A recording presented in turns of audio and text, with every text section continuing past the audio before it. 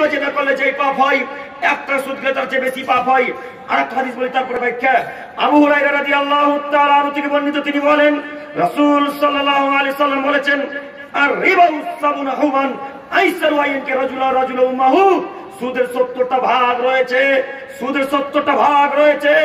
তার মধ্যে সবথেকে নিম্নতর স্তর, সবথেকে ছোট পাপ মায়ের সাথে জেনা করলে যে পাপ হয়। ছি ছি ছি ছি ছি ছি ছি ছি, নাউজুবিল্লাহি মিন যালিক। ছি, সুদের সবথেকে ছোট পাপ, সুদের সবথেকে নিম্ন পর্যায়ের পাপ হচ্ছে মায়ের সাথে জেনা করলে যে পাপ হয়। ছি, নাউজুবিল্লাহি মিন যালিক। কেউ কি মায়ের সাথে জেনা করে? এই হাদিস যখন একা একাই পড়ি করে, তখন আল্লাহকে বলে, আল্লাহ এই হাদিস জনগণের সামনে কিভাবে পেশ করি, এই হাদিস কিভাবে জনগণের সামনে পেশ করব? কেউ কি মায়ের সাথে জেনা করতে চায়? কেউ কি মায়ের সাথে জেনা করতে চায়? কেউ কি মায়ের সাথে জেনা করতে চায়? আল্লাহ নবী বলেছেন এই হাদিস, আমি কি করব বলেন? কি দিয়ে জনগণকে বোঝাই? মুহাম্মদ সাল্লাল্লাহু আলাইহি সাল্লাম বলছেন, ইহুদি খ্রিস্টানরা পাপ করতে করতে করতে করতে করতে তার মায়ের সাথে জেনায় লিপ্ত হয়েছিল। ইহুদি খ্রিস্টানরা পাপ করতে করতে করতে করতে তার মায়ের সাথে জেনায় লিপ্ত হয়েছিল। তেমনি আমার উম্মতের কিছু লোক পাপ করতে করতে করতে করতে তার মায়ের সাথে জেনায় লিপ্ত হবে। তারা পাপের কাজ মনে করবে না, তারা এটা খারাপ কাজ মনে করবে না। ইহুদি খ্রিস্টানরা তার মায়ের সাথে জেনা করা যেমন খারাপ কাজ মনে করে না, তেমনি আমার উম্মতের কিছু লোক এটাকে খারাপ কাজ মনে করবে না। এটাই সেই পাপ। বলো তো যুবক, এরপরে তোমাকে সেই পাপ করতে ভালো লাগে? বলো যুবক, এরপরে লোনের ব্যবস্থা করতে ভালো লাগে? এরপরে রোজভ্যালির ব্যবস্থা করতে ভালো লাগে? এরপরে সানমার্গের ব্যবস্থা করতে ভালো লাগে? এরপরে ওই বন্ধনের ব্যবস্থা করতে ভালো লাগে? এরপরে সপ্তাহে সপ্তাহে বাড়ি বাড়ি টাকা তুলে বেড়াতে তোমাকে এত ভালো লাগে? মায়ের সাথে জেনা করার সাথে পাপ আল্লাহ রাসূল তুলনা করেছে, আমি নই। 1450 বছর থেকে হাদিস গ্রন্থে পড়েছে। তুমি মনে রেখো, তুমি মনে রেখো এই পাপ যে কত ভয়াবহ দুর্ঘটনা পাপ। আল্লাহ নবী বলছেন, জেনার জগতে সব থেকে নিকৃষ্ট জেনা হচ্ছে মায়ের সাথে জেনা করা। এর মতো নিকৃষ্ট জেনা পৃথিবীতে আর নেই। সব থেকে নিকৃষ্ট জেনা মায়ের সাথে জেনা করা।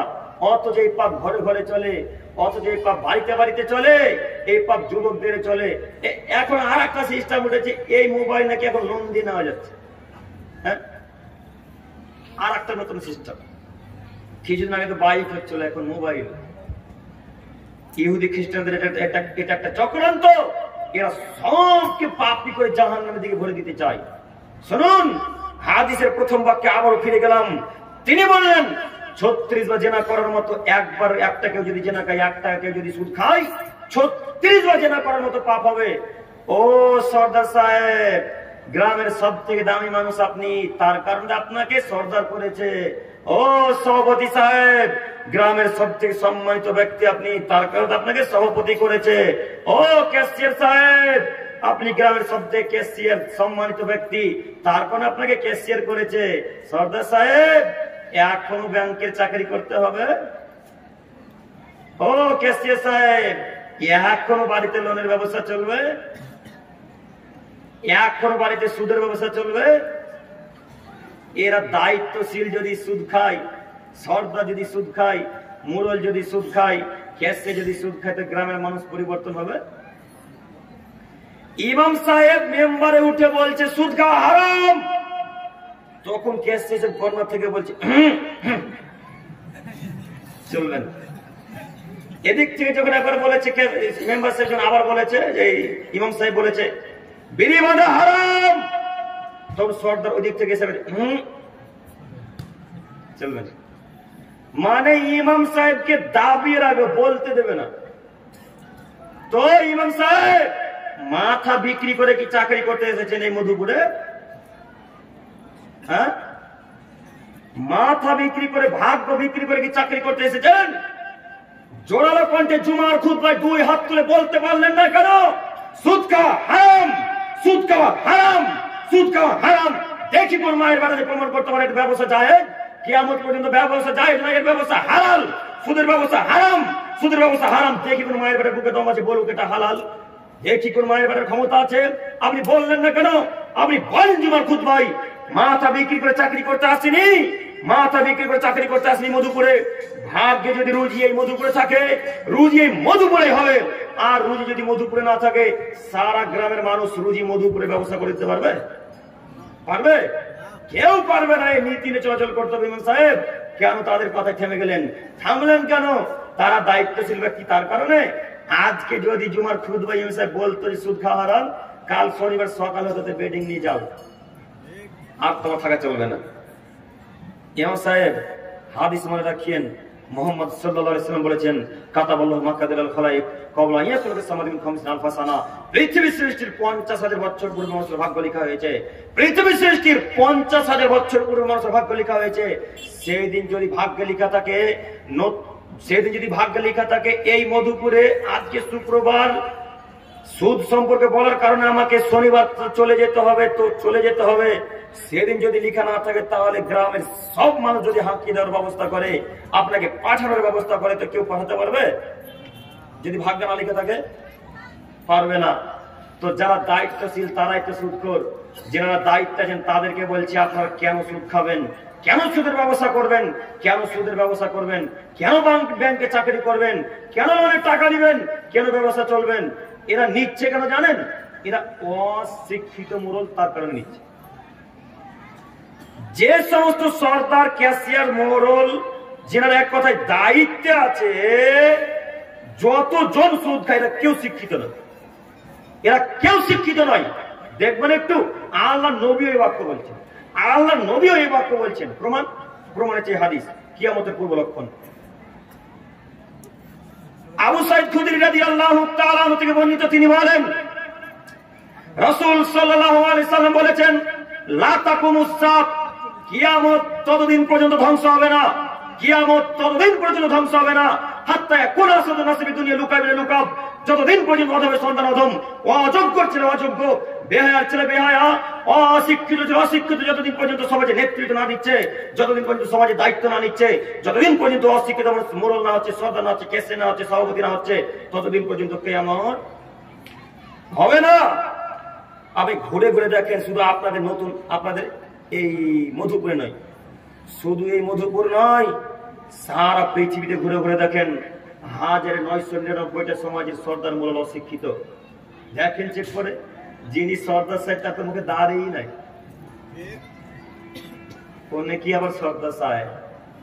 যিনি ক্যাশিয়ার সাহেব, তার প্যান্ট তার 24 ঘন্টায় টাকুন নিচে থাকে, 24 ঘন্টা টাকুনো গোড়ালি বলছেন তো আপনারা, টাকুনো। যিনি সভাপতি সাহেব, তার স্ত্রী এখন বাজারের কাছে উলঙ্গ হয়ে ঘোরাঘুরি করছে, ও আবার সভাপতি সাহেব। আল্লাহ রাসূলের বাণী জনগণকে আমরা বুঝাতে পারি না, এটা আমাদেরই ব্যর্থতা। জনগণকে আমরা যদি বুঝাতে পারতাম যে অশিক্ষিত মানুষ কিয়ামতের পূর্বে দায়িত্ব নেবে, দেখেন দায়িত্ব নিয়েছে কিনা, দেখেন। আপনি আমার কোনো বলার প্রয়োজন নেই, আপনি দেখেন না, আমাকে কেন বলতে হবে? আপনি বাক্য মিলিয়ে নেন, আমার বাক্য মিলে যাচ্ছে কিনা। সম্মানিত সর্দার সাহেব, আপনাকে বলছি, আপনি পরিবর্তন হন, আপনি পরিবর্তন হন। আপনি কাল সকাল হতে হতে ওয়াদা করেন, আর জিন্দেগিতে দাড়ি কাটবেন, জিন্দেগিতে দাড়ি কাটবো না, দাড়িও কাটবো না, সুদের ব্যবসা করবো না, লোনের ব্যবসা করবো না, কিস্তির ব্যবসা করবো না, ওই হারামের ব্যবসা কিছুই করবো না। এই বাক্য বলতে পারবে না? যদি বাক্য বলতে না পারেন, তাহলে সমাজের সামনে আজকে এই মাইকের সামনে এসে আজকে বলেন, জনগণ দায়িত্ব নিয়ে ভুল করেছি, জনগণ দায়িত্ব নিয়ে ভুল করেছি, জনগণ দায়িত্ব নিয়ে ভুল করেছি। আজকে সরদারের পদ ত্যাগ করলাম, আজকে ক্যাশিয়ারের পদ ত্যাগ করলাম, আজকে আমি সভাপতির পদ ত্যাগ করলাম। কেন? আমার দ্বারাই সালাত আদায় হয় না, আমার দ্বারাই সুদের ব্যবসা ত্যাগ করা হয় না, আমার দ্বারাই 5 ওয়াক্ত সালাত হয় না, এই কারণে আমি ত্যাগ করলাম। এ বাক্য বলা উচিত। আচ্ছা বলেন তো, আপনাদের কি চোখে কারো ধরেনি এত লোকের মুখে দাঁড়িয়ে আছে যখন নির্বাচন করেন সরদার? কাউকে দেখতে পাননি? কথা কি আবার বুঝতে পারবেন নাকি আপনারা? কথা কি বুঝতে পারছেন? এত লোকের মুখে দাঁড়িয়ে যত দেখতে পাচ্ছি, আমি তো ওই চাচার মুখে আছে, এই যুবক ভাইটার মুখে আছে, তো এই মানুষগুলো সবই ওই আপনাদের ওপার থেকে এসে নাকি? ও আব্দুল করিম সাহেব কি বলছেন? ওদের টাকা আছে যে দায়িত্ব রাখে দিতে হবে। গ্রামের মানুষও বোকা, ও বলছে রে ও টাকা আছে, ওকে দায়িত্ব দে, সময় অসময়ে তার সহযোগিতা পাবে রে। এই যে মানুষের নীতি। জনগণ বুঝলো না আসলে দায়িত্ব পর হক কে, আসল দায়িত্বশীল কে হবে?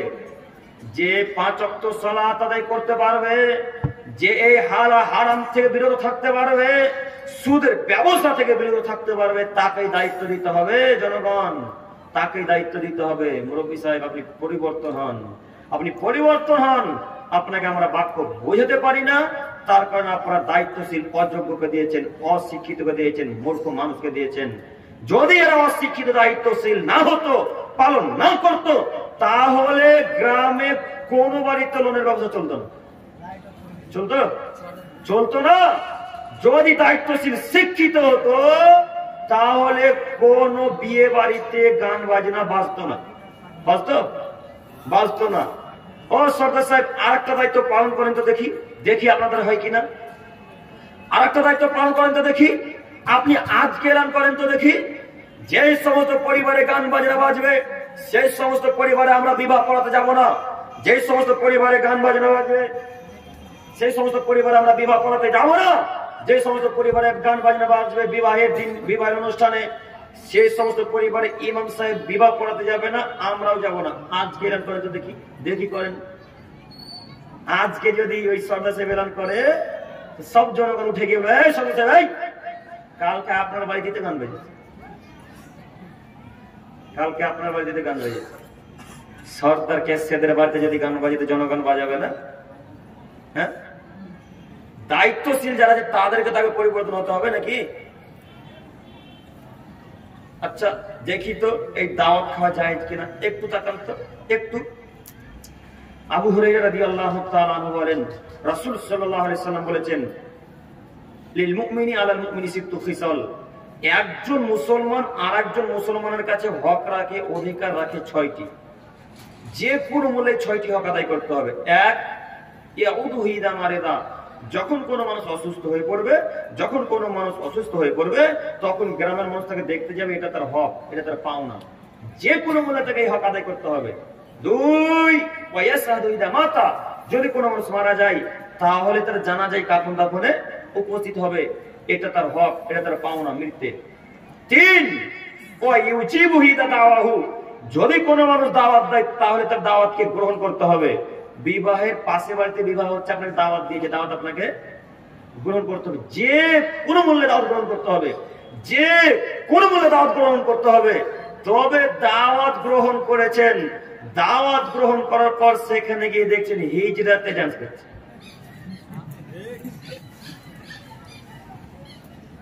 সেখানে গিয়ে দেখছেন ওই মহিলারা পতিতলার মেয়েদের মতো উলঙ্গ হয়ে নাচ গান করছে, ডান্স করছে, রং মাখামাখি করছে, হলুদ মাখামাখি করছে, এক জায়গায় একত্রিত হয়ে অনেক কাহিনী চলছে, কথাবার্তা চলছে। এই বিবাহে আর থাকা যাবে? এটাও আর কবুল করা যাবে? ওই বিবাহের মুখে লাথি মেরে চলে আসতে হবে। ওই বিবাহের মুখে লাথি মেরে সেখানে পাল্টা করে চলে আসে, বাড়িতে লবণ দিয়ে ভাত খেতে হবে, আর গোস ভাত খাওয়া আর যাবেন। বিবাহ অনুষ্ঠান আর গোস ভাত খাবো না, বাড়িতে এসে লবণ দিয়ে ভাত খাবো। আমি ওই বিবাহ অনুষ্ঠান যাবো মানে? ও ইমাম সাহেব, আপনি বিবাহ করতে গেলেন কেন? কেন গেলেন? তাড়িয়ে দিয়ে সমাজ থেকে তার হয়ে গেলেন, তাড়িয়ে দিয়ে সমাজ থেকে তার হয়ে গেলেন। কই আমরা যাই না তো আমাদেরকে তাড়িয়ে দিয়েছে নাকি? আমরা তো যাই না, আমাদেরকে তাড়িয়ে দিয়েছে নাকি? যাচ্ছেন কেন? আপনার কারো তারা গান বাজনা বাজাচ্ছে। কই আজকে আপনি বলেন তো, যেই পরিবারে গান বাজনা বাজে, যেই পরিবারে এইভাবে নাচ গান হয়, সেই পরিবারে বিবাহ করতে যাবো না, সেই পরিবারে বিবাহ করতে যাবো না, সেই পরিবারে বিবাহ করতে যাবো না। দেখেন তো কাল থেকে গান বাজনা বাজে কিনা, দেখেন গান বাজনা বাজে কিনা পরিবারে। শুধুমাত্র আপনার কারণে তারা গান বাজনা বাজার সুযোগ পেয়েছে। সর্দার সাহেব আপনার কারণে সুযোগ পেয়েছে, আপনি কেন গেলেন বিবাহ করাতে? কেন সমাজ থেকে তাকে সাহায্য করলেন? ওই হাঁড়ি বাসন থাল বাসন দিলেন কেন? সাহায্য করলেন কেন আপনি? তার প্রস্তুত থাকেন, হিসাব আপনাকে কিয়ামতের মাঠে লাগবে। প্রস্তুত থাকেন, কিয়ামতের মাঠে হিসাব আপনাকে লাগবে। শুনুন আর একটা কথা, রাসূল সাল্লাল্লাহু আলাইহি ওয়াসাল্লাম বলেন, লা তুবাসিল মারাতুল মারাত ফাতানাতাহি যাওজিয়া কানু ইয়ানদুরু ইলাইহা, একজন মহিলা অপর মহিলাকে এইভাবে টাচ করতে পারবে না। কেন? একজন নারী অপর কোন নারীকে এইভাবে স্পর্শ করতে পারবে না। যদি স্পর্শ করে তাহলে তার স্বামীকে তার শরীরে বিবরণ দিতে পারে রাত্রে, তখন তার স্বামী তাকে অন্তরে চোখ দিয়ে দেখবে। বোঝা যায়নি কথা মনে হয়? বুখারী মুসলিম, আব্দুল্লাহ ইবনে মাসউদ রাদিয়াল্লাহু তাআলা থেকে বর্ণনা। তিনি বলছেন, একজন নারী অপর কোন নারীকে টাচ করতে পাবে না, স্পর্শ করতে পাবে না। স্পর্শ করতে পাবে না তার আর একটা অর্থ হচ্ছে যে অনেক সময় দেখতে পান না একজন মহিলা আরেকজন মহিলাকে জড়িয়ে ধরে আছে, হয় না এরকম? এইভাবে তারা থাকতে পাবে না। তার কারণ আল্লাহ রাসূল উল্লেখ করে বলছেন যদি এইভাবে ধরে তাহলে তার স্বামীকে রাতের বেলায় বলবে, তখন তার স্বামী তাকে অন্তরে চোখ দিয়ে জেনা করবে। তার কারণে রাসূল সাল্লাল্লাহু আলাইহি ওয়াসাল্লাম বলেছেন। তো এই হাদিসের সামনে রেখে একটা বাক্য আর একটা বলতে চাইছি, একজন নারী যদি অপর কোন নারীকে এইভাবে টাচ করতে না পারে তাহলে বিবাহের অনুষ্ঠানে হলুদ মাখা কিভাবে জায়েজ হতে পারে? কথা বলে বুঝতে পারেননি? কথা বুঝতে পারেননি? বিবাহের অনুষ্ঠানে ছেলেকে একটা মেয়ে কিভাবে হলুদ মাখাতে পারে বলুন? ওকে হলুদ মাখাচ্ছে ওর ভাবি, ওকে হলুদ মাখাচ্ছে ওর চাচতো বোন, ওকে হলুদ মাখাচ্ছে ওর খালাতো বোন, ওর ফুফাতো বোন, ওর গ্রামের ভাবি, গ্রামের বোন, এরা সবাই হলুদ মাখাচ্ছে। আচ্ছা বলেন তো ওই হলুদ মাখামাখি করতে কি জেনা হয়নি? হ্যাঁ, এই যুবক ভাই তোমাদেরকে বলছি, শোনো, তোমরা যারা এখনো বিবাহ করোনি তোমাদেরকে বলছি, হলুদ মাখা যদি এতটাই তুমি প্রয়োজন মনে করো, তুমি যদি মনে করো হলুদ না মাখলে বিবাহ হবে না, তুমি যদি মনে করো যে হলুদ না মাখলে বিবাহ হবে না, তো তুমি তোমার মাকে দিয়ে হলুদ মাখা করো। তোমার নিজের দিদি মাখাবে, তোমার নিজের খালা মাখাবে, তোমার নিজের ফুপু মাখাবে, তোমার ভাবি হলুদ মাখাবে না, তোমার খালা তোমার হলুদ মাখাবে না, তোমার চাচা তোমার হলুদ মাখাবে না, গ্রামের ভাবি হলুদ মাখাবে না, গ্রামের বোনের হলুদ মাখাবে না। কেন? ওরা মাখালেই জেনা হবে, ওরা মাখালেই জেনা হবে, ওরা মাখালেই জেনা হবে। যুবক শোনো, তুমি এখনো পরিবর্তন হও, তোমার এখনো সুযোগ আছে। তুমি ওই মহিলাদের সাথে চলাফেরা করো না, তুমি এরকম মহিলাদেরকে দিয়ে হলুদ মাখামাখি করবে না। হবে ইনশাআল্লাহ পালন? ইনশাআল্লাহ, ইনশাআল্লাহ। যুবক তোমার আমি উপকারের জন্য এসেছি, তুমি বিশ্বাস করো। আর তুমি আমার দিনী ভাই, আমি তোমাকে যথেষ্ট ভালোবাসি, এই জন্য তোমাকে এত জোরালো কঠিন ভাবে বলা। আজ থেকে এই নীতি পরিবর্তন করুন। সর্দার সাহেব, আপনাকে আর একটা উপদেশ দিয়ে যাচ্ছি, আমি আপনার ছেলের মতো, তারপরেও উপদেশ যদি খারাপ লাগে লাথি মেরে আমার বাক্যকে উল্টে ফেলে দেবেন, আমার বাক্যের কোনো প্রয়োজন নেই। তবে উপদেশ যদি ভালো হয় আপনি উপদেশ গ্রহণ করে নেবেন, এ কথাই ঠিক।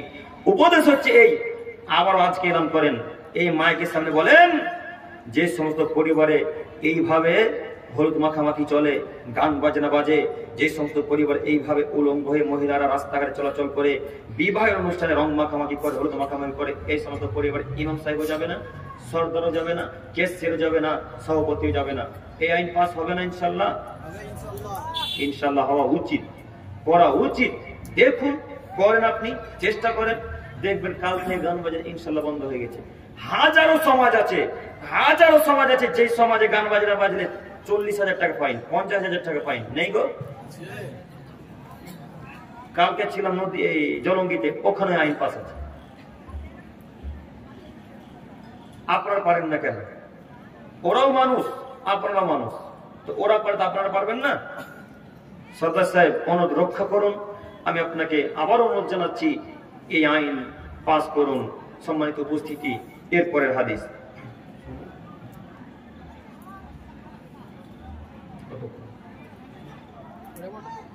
সম্মানিত উপস্থিতি, আব্দুল্লাহ ইবনে মাসউদ রাদিয়াল্লাহু তাআলা আনহু থেকে বর্ণিত, তিনি বলেন রাসূল সাল্লাল্লাহু আলাইহি সাল্লাম বলেছেন, ইন্নার রিবা ওয়া ইন কাসুরা ফাইন্না আকিবাতু তাসিরু ইলা কুল্লি।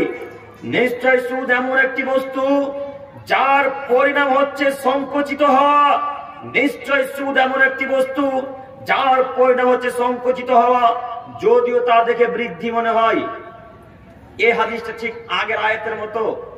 আয়াতে যেমন আল্লাহ তাআলা বললেন, ইয়ামহাকুল্লাহু রিবা, আমি সুদকে সংকুচিত করে দিই, ওয়া ইউরবিস সাদাকাত, আর দান করলে দানকে আমি বাড়িয়ে দিই, টাকাকে বাড়িয়ে দিই। এই আয়াতে আল্লাহ নবী সাল্লাল্লাহু, এই হাদিসে আল্লাহ রাসূল সাল্লাল্লাহু আলাইহি ওয়াসাল্লাম বলছেন, যারা টাকা সুদ খায় তাদের টাকা ধ্বংস হবে, যদিও তাদেরকে বৃদ্ধি মনে হয়।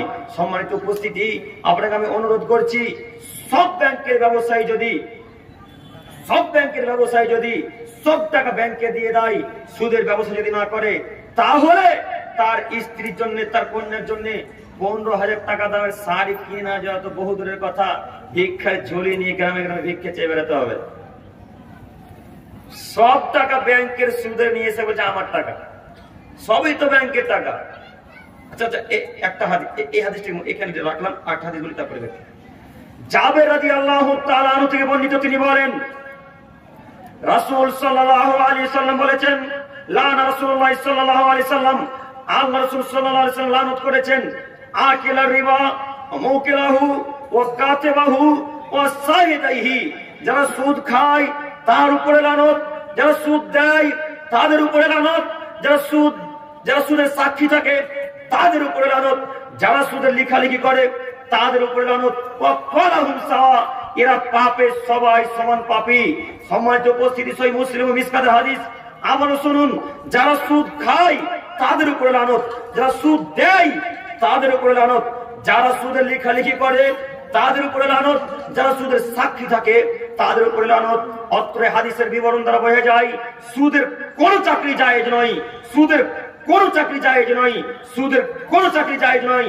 এই হাদিসকে সামনে রেখে বলতে চাইছি, ব্যাংকের চাকরি হারাম, ব্যাংকের চাকরি হারাম, ব্যাংকের চাকরি হারাম, ব্যাংকের চাকরি টোটালি হারাম, পুরোপুরি হারাম, সম্পূর্ণরূপে হারাম। ব্যাংকে যারা ঝাড়ু দেয় তাদের চাকরি হারাম, ব্যাংকে যারা গেটম্যান থাকে তাদের চাকরি হারাম। ব্যাংকের কোন চাকরি জায়েজ নয়, ব্যাংকের কোন চাকরি জায়েজ নয়, ব্যাংকের কোন চাকরি জায়েজ নয়। শোনো যুবক, ব্যাংকের চাকরি কাল সকাল হতে হতে তুমি ত্যাগ করো, ব্যাংকের চাকরি কাল সকাল হতে হতে ত্যাগ করো। তোমার আব্বুকে বলো, আব্বু ভাগ্য নিয়ে পৃথিবীর বুকে এসেছে, আব্বু ব্যাংকের চাকরি করে খাবো না, ভাগ্য নিয়ে পৃথিবীর বুকে এসেছে, আব্বু ব্যাংকের চাকরি করে খাবো না, ব্যাংকের চাকরি করে মাংস দিয়ে ভাত খাচ্ছিলাম, ব্যাংকের চাকরি ছেড়ে দিয়ে লবণ দিয়ে আলু ডাল দিয়ে ভাত খাবো, আব্বু তবু ব্যাংকের চাকরি করবো না। ব্যাংকের চাকরি করলে এবার তো দোয়া কবুল হবে না, ব্যাংকের চাকরি করলে এবার দোয়া কবুল হবে না। আপনাকে আমি কি দিয়ে বুঝাই? এরপরেও প্রায় জায়গাতে ব্যাংক, প্রায় জায়গাতেই ব্যাংক, ঘরে ঘরে এখন শাখা ব্যাংক। এইটা একটা পাশে দেখলাম ব্যাংক, ও নিশ্চিত মুসলমানের ছেলে। জনগণ আসলে বোঝার প্রয়োজন মনে করে না যে আমার দোয়া কবুল হচ্ছে কি হয় না, ইবাদত কবুল হচ্ছে কি হয় না, এটা প্রয়োজন মনে করে না। যদি প্রয়োজন মনে করত তাহলে জনগণ এইভাবে সুদের ব্যবস্থা করতো না, লোনের ব্যবস্থা করতো না। শুনুন, আপনাকে আরেকটা হাদিস বলি, এদিকে তাকান। আব্দুল্লাহ ইবনে মাসউদ রাদিয়াল্লাহু তাআলা আনহু থেকে বর্ণিত, তিনি বলেন রাসূল সাল্লাল্লাহু আলাইহি সাল্লাম বলেছেন, মান সাফা আলি আখিন বিসাফাতিন, যদি কোনো মানুষ তার ভাইয়ের জন্য সুপারিশ করে, যদি কোনো মানুষ তার ভাইয়ের জন্য সুপারিশ করে, ফাআহাদালাহু হাদিয়াতান আলাইহা, এই সুপারিশ করার পর তার ভাই তাকে হাদিয়া স্বরূপ কিছু দিল, ফাকবিলাহা, সেই লোকটা যদি সেই হাদিয়াকে গ্রহণ করে, ফাকাদ আবা বাবান আদিমান মিন আবওয়াবির রিবা, তাহলে সে যেন সুদের দরজা সময়ের বড় দরজাতে একটা উপস্থিত হলো। হাদিস আশা করি বুঝতে পারেননি। আবার শুনুন, এদিকে তাকান। একটা কাজে গেছেন অফিসে, কথা বিডিও অফিস গেছেন, আপনাদের বিডিও অফিসে গিয়ে এমন একটা কাজে আপনি ফেঁসে গেছেন যেই কাজ অন্য মানুষকে ছাড়া হবে না। তো আপনি তাকে অনুরোধ করেছেন যে ভাই সাহেব এই কাজটা করে দেন না, তখন আপনার অনুরোধে সে করে দিল, এরপরে আপনি তাকে কিছু দিলেন টাকা, এটা হচ্ছে সুদ। বুঝতে পারেন এখনো মনে হয়? সম্মানিত উপস্থিতি, সুপারিশ করার পর আপনার কথা গ্রহণ হলো, তারপরে টাকা নিতে পাবেন না। নিলেন কেন? নিচ্ছেন কেন? এখনো নিচ্ছেন, এখনো যারা দায়িত্ব আছেন তারা নিচ্ছে। কত মানুষ যে সুদের সাথে জড়িত আছে তা আল্লাহ তাআলা ভালো জানেন। এখন তো আমরা দেখতে পাচ্ছি দুই চোখে, রাস্তা দিয়ে বড় বড় ট্রাক গুলো যাচ্ছে, তো রাস্তা যারা গার্ড থাকছে তারাও সুদ খাচ্ছে, ঘুষ খাচ্ছে, তারাও ঘুষ নিচ্ছে। একটা ট্রাকে একটু উঁচু করে পাথর নিয়েছে, তো হয়তো অতগুলো পাথর নিয়ে যাওয়া আইনত দণ্ডনীয় অপরাধ, তার কারণে বলছে তুমি যদি এখন 100 টাকা দাও তাহলে ছেড়ে দেবো। ঠিকই 100 টাকা দিলে ছেড়ে দিল। প্রায় জায়গাতে আপনাদের এখানে হচ্ছে, দেখুন এখানে তো হচ্ছে ডাক বাংলাতে বেশি, যে দেখতে পান আপনারা। আল্লাহ রাসূল সাল্লাল্লাহু আলাইহি ওয়াসাল্লাম বলেছেন আর মুরতাসি, যে ঘুষ খায় তার উপর লানত, যে সুদ দেয় তার উপর লানত, যে ঘুষ খায় তার উপর লানত, যে ঘুষ দেয় তার উপর লানত। যারা দায়িত্বে আছেন তাদেরকে বলছি, আপনারা সুপারিশ করছেন, সুপারিশ করার পর টাকা গ্রহণ করছেন কেন? সুদ এত একটা জঘন্যতম অপরাধ, জঘন্যতম পাপ, তারপরও এই পাপ করতে একেবারেও অন্তরে বাঁধে না, একেবারেও খারাপ লাগে না, একটুও খারাপ লাগে না? কেন এইভাবে পাপের সাথে জড়িত হচ্ছেন? কেন এইভাবে পাপের দিকে এগিয়ে যাচ্ছেন? শুনুন, আপনাকে আমি আরেকটা কথা বলি। আমরা এই আগের হাদিসে একটা কথা বলছিলাম। রাসূল সাল্লাল্লাহু আলাইহি সাল্লাম বলেন, আব্দুল্লাহ ইবনে মাসউদ রাদিয়াল্লাহু তাআলা আনহু থেকে বর্ণিত, তিনি বলেন রাসূল সাল্লাল্লাহু আলাইহি সাল্লাম বলেছেন, ইদা যাহারা জিনা হাল্লা বিহিমাল বালা, যখন ইদা যাহারা জিনা রিবা হাল্লা বিহিমাল বালা, যখন সমাজে সুদ এবং জিনা প্রকাশ পাবে, যখন সমাজে সুদ এবং জেনা প্রকাশ পাবে, তখন তাদের উপরে সর্ব ধরনের বিপদ নেমে আসবে। সর্ব ধরনের বিপদ, এমন কঠিন অসুখ হবে, যারা জেনার সাথে লিপ্ত থাকবে, তার বাপের ছিল না, তার ভাইয়ের ছিল না, তার বংশে কারো ছিল না, এরকম অসুখ হবে। আর সুদ খেলে বিপদ নেমে আসবে, যে কোনো বিপদ নেমে আসবে। আর একটা কথা বলে, এই কিছুদিন, এই 2 দিন আগে ভূমিকম্প হলো তুরস্কে, না? কি ভয়ানক দুর্ঘটনা, কত লোক মারা গেল, বিশাল বিশাল বিল্ডিং, বিশাল বিশাল বাড়ি সব ভেঙে চৌচির হয়ে গেল, তছনছ হয়ে গেল, চুরমার হয়ে গেছে। এই ফেসবুকে দেখছিলাম একটা বাচ্চা মেয়ে একটা পাথর তলে ঢুকে আছে, ওই বাচ্চা মেয়েটা আরেকটা মেয়েকে এইভাবে ঢেকে আছে। আপনারা দেখেছেন? যুবক ভাইরা দেখবে, ওইভাবে ঢেকে আছে। তো আল্লাহ তাদেরকে রক্ষা করো। কিভাবে আল্লাহ তাদেরকে ধ্বংস করে দিয়েছে। এই ভূমিকম্পের হওয়ার কারণ কি বলতে পারবেন? ভূমিকম্প হওয়ার কারণ কি বলতে পারবেন? রাসূল সাল্লাল্লাহু আলাইহি ওয়াসাল্লামের বাণী। এইদিকে দেখুন, আনাস রাদিয়াল্লাহু তাআলা আনহু থেকে বর্ণিত, তিনি বলেন রাসূল সাল্লাল্লাহু আলাইহি ওয়াসাল্লাম বলেছেন, লা ইয়াকুনা মিন উম্মতি খাসবুন কাদফুন ওয়া মাসকুন, অবশ্যই অবশ্যই আমার উম্মতের উপরে 3টি বিপদ নেমে আসবে, 3টি পাপের কারণে। অবশ্যই অবশ্যই আমার উম্মতের উপরে 3টি বিপদ নেমে আসবে, 3টি পাপের কারণে। এক, খাসফুন, যেখানে সেখানে ভূমিকম্প হবে, যেখানে সেখানে ভূমিকম্প হবে, আল্লাহ ভূমিকম্প দিয়ে তাদেরকে ধ্বংস করে দিবেন, ভূমিকম্প দিয়ে তছনছ করে দিবেন, ভূমিকম্প দিয়ে বাড়ি ঘর মানুষকে একেবারে একাকার করে দুর্ঘটনায় মেরে ফেলে দিবেন। এক। 2, কাজফুল, কোন জাতির পক্ষ থেকে হোক কিংবা আল্লাহ তাআলার পক্ষ থেকে হোক, আল্লাহ তাআলা আযাব চাপিয়ে দিবেন। জাতির পক্ষ থেকে আসতে পারে, হিন্দুদের পক্ষ থেকে আসতে পারে, খ্রিস্টানদের পক্ষ থেকে আসতে পারে, বৌদ্ধদের পক্ষ থেকে আসতে পারে, নাসারাদের পক্ষ থেকে আসতে পারে, যে কোন জাতির পক্ষ থেকে আযাব চলে আসতে পারে। নয়তো আল্লাহ তাআলা উপর থেকে আযাব চাপিয়ে দিবেন, হয়তো পাথর বর্ষণ করবেন, নইলে আগুন বর্ষণ করবেন, নইলে বৃষ্টিতে ধ্বংস করে দিবেন, এইভাবে আসতে পারে। 3, কমাসকুন, পাপের দরুন তাদের আকার আকৃতি পরিবর্তন হবে। মানে রাতে যদি থাকে মানুষ, সকালে হয়ে যাবে শুকর আর বানর, শুকর আর বানর। 3টি পাপের কারণে 3টি বিপদ নেমে আসবে। তার 1 নম্বর পাপ কি বলেন তো? ওয়াইদা দালিকা ইদা সারিবুল খামুর, যখন মানুষ নেশাদার দ্রব্য খায় পান করবে, তখন তাদের উপরে ভূমিকম্প নেমে আসবে, তাদের উপর জাতির পক্ষ থেকে আযাব চেপে আসবে, আল্লাহর পক্ষ থেকে আযাব চেপে আসবে। বলেন তো পকেটে এখনো বিড়ি গুলগুটকা আছে কিনা? মুরব্বি সাহেব, ও মুরব্বি সাহেব, এখন যদি আপনার পকেট চেক করাই, এখনো গুটকা পাওয়া যাবে, গুল পাওয়া যাবে, এখনো গুল পাওয়া যাবে, এখন পাওয়া যাবে না? যুবকদের পকেটে তো পাওয়া যাবেই সিগারেট, ওদের পকেটে পাওয়া যাবে, ওটা তো থাকা ফরজ ওদের জন্য, ওদের জন্য ওটা থাকা ফরজ। ও বলছে ওরে আল্লাহ, ও বলছে পায়খানা না গেলে, বিড়ি না খেলে পায়খানা হয় না। আশ্চর্য মানুষ, ওর তো বিদ্যা আছে গো। যখন আমার উম্মত নেশাদার দ্রব্য খায় পান করবে, তখন তাদের উপরে ভূমিকম্প চেপে আসবে, কোন জাতির পক্ষ থেকে আল্লাহ তাআলা আযাব চাপিয়ে দিবেন, আল্লাহ তাআলা আকাশ থেকে আযাব চাপিয়ে দেবেন। 2, অত্যাখাজুল কায়নাত, যখন আমার উম্মত গান বাজনা নিয়ে ব্যস্ত হয়ে যাবে, তখন আমার উম্মতের উপর আযাব চেপে আসবে। গান বাজনা নিয়ে যখন আমার উম্মত ব্যস্ত হয়ে যাবে, তখন তাদের উপর আযাব চেপে আসবে। দেখেন তো প্রায় ছেলের মোবাইলে গান বাজনা আছে কিনা? প্রায় পরিবারে গান বাজনা বাজে কিনা? প্রায় পরিবারে গান বাজনা বাজে, প্রায় বাড়িতে গান বাজনা বাজে, প্রায় ছেলের মোবাইলে গান বাজনা বাজে। আবু মুসা আশআরী রাদিয়াল্লাহু তাআলা আনহু থেকে বর্ণিত, তিনি বলেন রাসূল সাল্লাল্লাহু আলাইহি ওয়াসাল্লাম বলেছেন, লা ইয়াকুনা মিন উম্মতি আকওয়ামুন ইস্তাহিল্লুনাল হিরা ওয়াল হারিরা ওয়াল খামরা ওয়াল মাজিব। অচিরেই আমার উম্মতের সম্মুখে এমন একটা যুগ চলে আসবে, তারা মদ, জেনা, রেশমি পোশাক, গান বাজনা বাদ্যযন্ত্রকে হালাল মনে করে নিবে। অচিরেই আমার উম্মতের সম্মুখে এমন একটা যুগ চলে আসবে, মদ, জেনা, রেশমি পোশাক, গান বাজনা বাদ্যযন্ত্রকে হালাল মনে করে নেবে। এটাই চূড়ান্ত। যুবকেরা গান বাজনা হালাল মনে করে যে কথাই ঠিক, যুবকেরা গান বাজনা হালাল মনে করেছে কথাই ঠিক।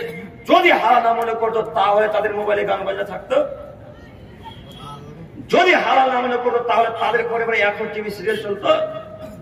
যদি গান বাজনা হালাল না মনে করতো তাহলে তাদের পরিবারে এখন টিভি সিরিয়াল চলে। এখন যুবকের মোবাইলে গান বাজনা বাজে, এখন ছেলেদের মোবাইলে গান বাজনা বাজে। এই যুবক, এই তোমার এই মোবাইলে একটা কলার টিউন সেভ করা আছে, তাও গান, সেটাও গান। আচ্ছা বলো তো যুবক, এই ফোনটাতে যদি তোমার ভাই ফোন করে তো গানটা তোমার ভাই শুনতে পাবে না? তুমি কথা বলেন, তোমার ভাই শুনতে পাবে, তো তোমার কি লাভ হলো? তোমার কোনো লাভ হলো? ও আব্দুল করিম সাহেব কি বলছেন, আমি একাই জাহান্নামে যাব? সব কি নিয়ে যাবো? তোমার মোবাইলে যে কলার টিউনটা সেভ করা আছে, গানটা জিও টুনটা সেভ করা আছে, তো তোমার কি উপকার হচ্ছে বলো? তোমার মাথা থেকে গোবর ভরা আছে নাকি? তুমি কি মনে করো নিজেকে? গান বাজনা আজকে ডিলিট করবেন, সব গান বাজনা হবে ইনশাআল্লাহ। রাসূল সাল্লাল্লাহু আলাইহি ওয়াসাল্লামের বাণী কি দিয়ে জনগণকে বোঝায়? আল্লাহ নবী বলছেন, আমার উম্মতের উপর ভূমিকম্প নেমে আসবে, আল্লাহ তাআলা তখন জাতির পক্ষ থেকে আযাব চাপিয়ে দিবে তিনটি পাপের কারণে। তার তিনটি নম্বর পাপ হচ্ছে যখন মানুষ গান বাজনা নিয়ে বাদ্যযন্ত্রে লিপ্ত হয়ে যাবে, ব্যস্ত হয়ে যাবে, তখন তাদের উপর এই আযাব চেপে আসবে। 3 নম্বর কারণ অত্যাখাজুল কায়নাত ওয়াজারাবিল মাজিদ, অত্যাখাজুল কায়নাত। 3 নম্বর কারণ হচ্ছে যখন আমার উম্মত নায়েদার